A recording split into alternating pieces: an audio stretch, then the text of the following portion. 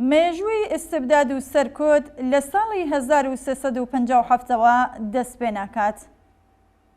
مێژوو گۆیا بوونەوەرێکی بێئازارەکە هەر کەس دەتوانێت بە پێی بەرژەوەندی و مەسلەحەتی ئەمڕۆی خۆی لە هەر کاتێکدا بێت یاری پێ بکات و وێنایکی ناڕوونی لێ پیشاندات. لەمڕۆدا دوو دەستە لە بازیگەرانی گۆڕەپانی سیاسەت لە ئێران زیاتر لە هەر ڕەوتێک لە هەوڵدان تاریخی هاوچەرخی ئەم وڵاتە بە قازانجی بەرژەوەندیەکانی ئەمڕۆیان مەسخ و ئاوەژۆ بکەنەوە.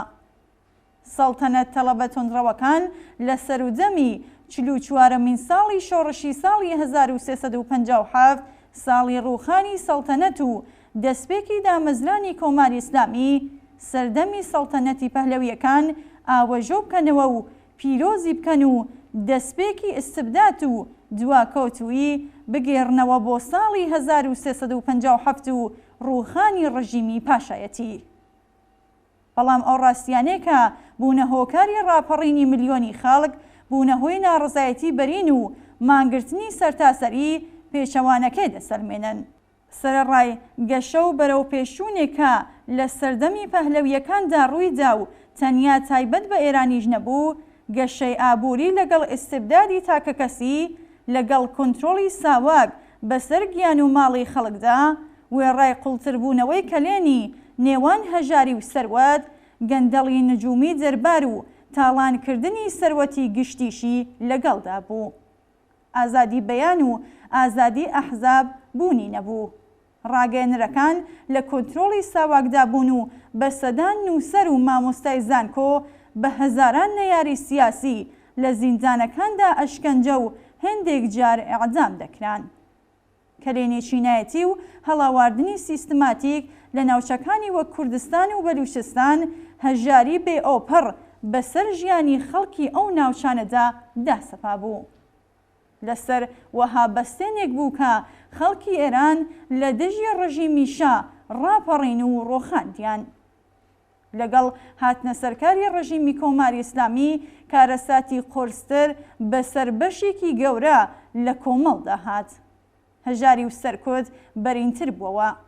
شەڕی ئێران و عێراق، شەڕی حکوومەتی ئیسلامی لە دژی خەڵکی کوردستان، کوشتنی بە کۆمەڵی زیندانیانی سیاسی لە دەیەی شەزدا سەرکوتیان گەیاندە ئاستێکی تر. هەڵاواردنی سیستماتیک لە دژی ژنان و کەمینە نەتەوایەتی و مەزهەبیەکان، دوژمنایەتی لەگەڵ زانست و زانیاری و پەرەجان بە خورافە و نەزانی بوون بە سیاسەتی ڕەسمی هەیئەت حاکمە ئیسلامی. لەوەها بارودۆخێکدا بوو کە پاشماوەکانی سەڵتەنەتی ڕووخاو کەڵکیان لە بارودۆخی خراپی خەڵک وەرگرت و حکوومەتی پەهلەویەکان بە خزمەتکار و ڕزگاری دەری خەڵک ناسان.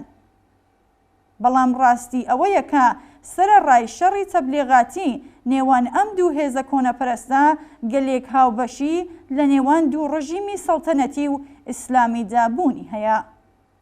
سەڵتەنەت و دەستگای دین هەردووکیان هۆکاری سەرەکی بوون لە دروستبوونی بارودۆخی خراپ و نابەسامانی ژیان و بەڕێچوونی ئێستای بەشێکی زۆری خەڵک. هاتنە ئارای نظامێکی ئستبدادی بێسنوور، پێشێلبوونی مافە سەرەتاییەکانی تاکەکەسی سیاسی و کۆمەڵایەتی ئینسانەکان لە کۆمەڵگای ئێراندا. مێژووی زیندوو هاوچەرخی ئێران ناکرێت بە هیچ ڕادەیەک لە تەبلیغات و پاساوی درۆینە ئاوەژۆ بکەیتەوە. دەربار و دەستگای ڕۆحانیەت هۆکارە سەرەکیەکانی ئستبداد دواکەوتووی و لە نێوچوونی کۆمەڵگەی ئێران و ئیش و ئازارەکانی خەڵکن. شەڕی ئەم دوو هێزە هیچ پەیوەندیەکی بە قازانج و بەرژەوەندی خەڵکەوە نییە. بۆ پێکێنانی کۆمەڵگایکی ئازاد بەرابەر پێشکەوتوو پڕ لە ڕەفاه پێویستە دەستی ئەم دوو هێزە کۆنەپەرستە لەسەر ژیان و چارەنووسی خەڵک کورد بکرێتەوە.